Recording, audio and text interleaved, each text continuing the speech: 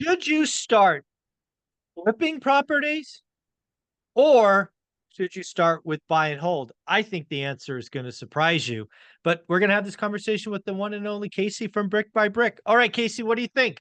Should new real estate investors start flipping or should they just start with buy and hold?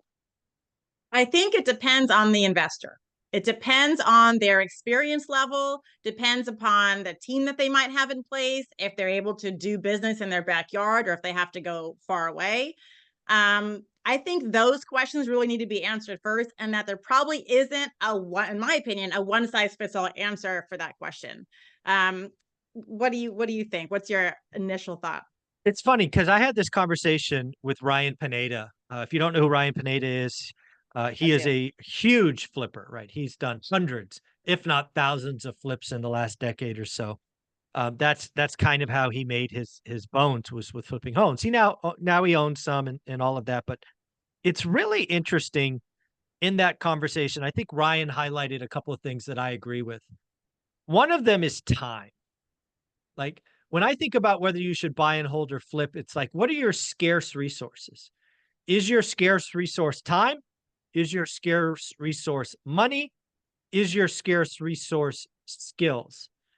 And to your point, there is no one size fits all. But if we just boil it down to what is your more scarce resource, I think it leads to the right answer. So in my case, when I started at 31 years old, my scarce resource was time. I had a job where if I hustled, I could make more money. In my backyard, nothing made sense. So I had to go far away, which meant time.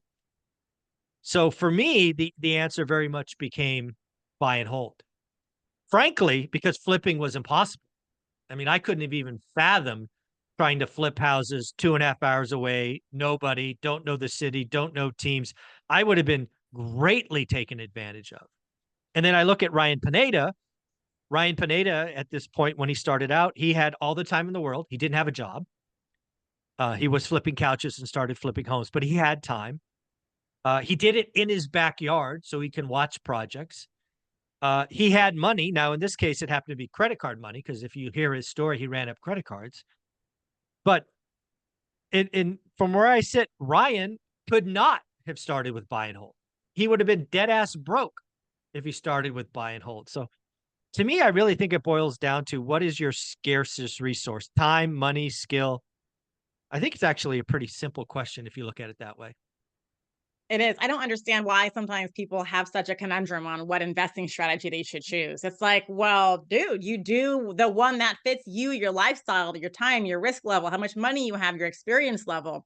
I mean, I know some people who want to start burring, which is flipping, right? You're just flipping to yourself in another Mhm. state. They've never owned a home before, first of all, not even their own. And they've never fixed anything in their life. They don't own a hammer. They like litter centimeters. And it's like you're gonna do that, and be successful. Okay. And some people are, I'm sure. But I think the main thing that people have to consider is what's best for you and to not listen to what everybody else is doing. Because you might look at Ryan Pineda and he's flipping and all that and be like, I want to flip. Well, if you are maybe a single mom with a full time job and several children, how really are you going to flip if you've never even fixed a house before? You can't even look at a contractor's estimate and even know what it's saying, what he's talking about.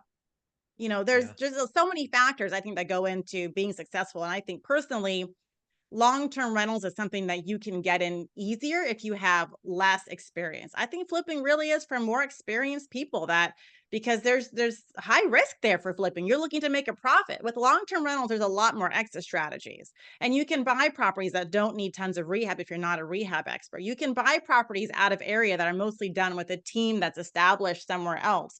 So for me, if anyone's looking for a blanket answer, I would say unless you have a construction background, I would start with long-term rentals first and find something that doesn't need tons of work. Yeah, it's really funny because one of the things that I often struggle with real estate investing is there's all these shiny objects. A couple of decades ago, it was HGTV and flipping shows. Then social media spun off, and there's Airbnbs and arbitrage and short term and midterm and condo hotels and value add multifamily, big multifamily, bigger is better. those LP, GP, blah, blah, blah. And I'm like, man, at the end of the day, evaluate yourself, your scarce resource. I really do think it comes down. I didn't know when we started this conversation, I had no idea where I was going, but it is your scarce resource. For me, it was time. There was no other options. All these other sexy objects could have been sexy. I couldn't have done them. They were non-starters for me. And to your point, a lot of people get attracted to the sexiness, the sizzle, not realizing, for example, Burr, right? Burr was like the thing for 4 or 5 years. Every step of the Burr has risks, and you're adding risk on risk on risk on risk. And, if you happen to be, investing in a market that's only going straight up, you're gonna win, but you're gonna get lucky. Well, the And scary part is that most people burr because they don't have a lot of money. Most people yeah, don't correct. want to do all that work. If you have tons of money, you're not out burring. Okay. You're just buying real estate. But people that are burring, especially the ones that I talk to that are so interested in that concept, is because they have a finite amount of funds. They have like 30,000 bucks, 50,000, all they have, and they just can't Yeah, see how to get more, you know. And it's like with all the risk level that does come every step of the way with burr, that's not for people that don't have money to lose. Like you have to have money to risk, especially if it's your first time. But unfortunately, the people that want to do that method are the ones that shouldn't be doing the method. absolutely. The other thing I will say about this story, again, it just hit me, is even in Ryan Pineda's case, the end goal is to get wealthy. Flipping is not wealth. Flipping is income, and it's There you active go. income, and it's the highest, and it's a job, especially when you're doing it at the scale that Ryan is. But at the end of the day, if you want to build wealth, it's owning assets and owning assets that cash flow for the long term. It's not sexy. A couple $100 a month to start doesn't really get meaningful for 3, 4, 5, 6 years. Then it goes to 500 and 800 and 1,000. But time and wealth comes from ownership. So even when you are a master flipper like Ryan Pineda, at the end of the day, he is going to be really wealthy because of the assets that he kept. Now, it won't start there, but it ends there, which I think is really interesting to think about. Because again, you're going to start where it makes sense, but the end result is long-term buy and hold. That's the end result for everybody. That's what people want too. They don't want to flip forever. People that get into real estate, they want passive income.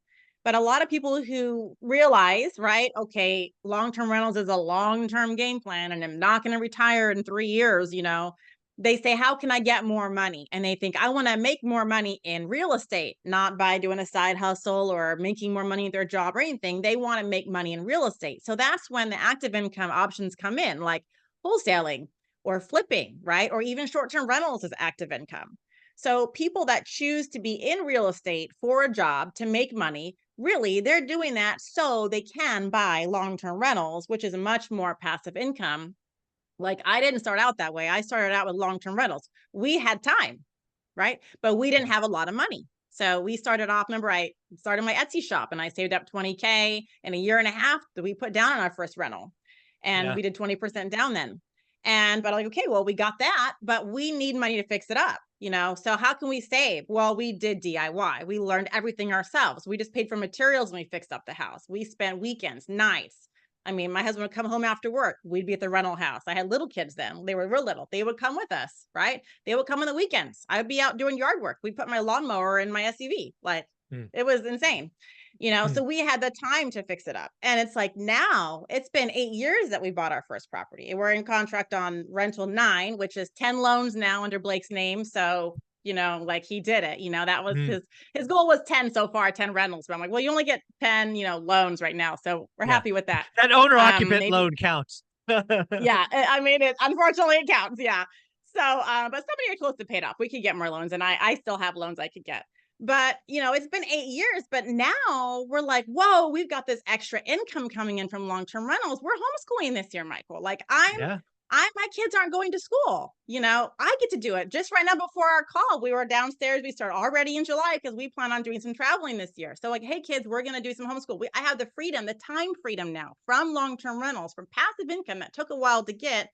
Now we're making money, right, on autopilot with our rent checks coming in the mail. I can do what I want with my life. I don't have to send my kids to school, daycare, right? Yeah, that's I awesome. can I can teach them at home, and we can travel, and we can experience life, all because of long-term rental income. And if Yeah. I was flipping my whole entire life, right, I would not have that. I'd still be flipping. I'd Oh, still be yeah, flipping. So yeah, you'd be flippy, you couldn't homeschool. I mean, a lot of that's the beauty of what I think this conversation is. Start where it makes sense for your life. But as you go forward, find a way to add an asset.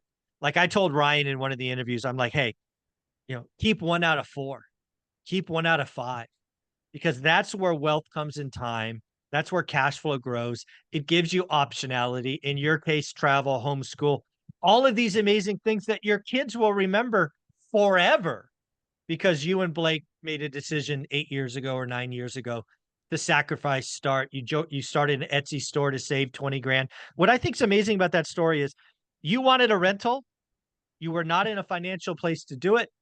You yes. took personal ownership, you started an Etsy store, you saved for 18 months, and then you bought. Yep. I think that's an amazing story. Yep. No one can tell me no. There you go, girl. You go, girl. Casey, you're amazing. Where can people find you? People can find me every day on Instagram at Brick by Brick Wealth, YouTube, website, everywhere. You're amazing. Have a great summer. Enjoy your travel. Thanks.